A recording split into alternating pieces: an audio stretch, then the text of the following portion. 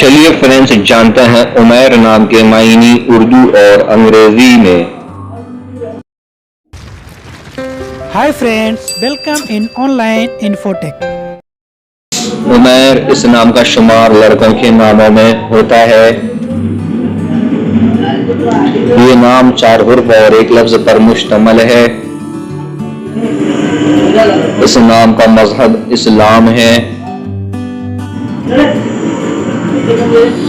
इसका असल ताल्लुक अरबी जबान से है।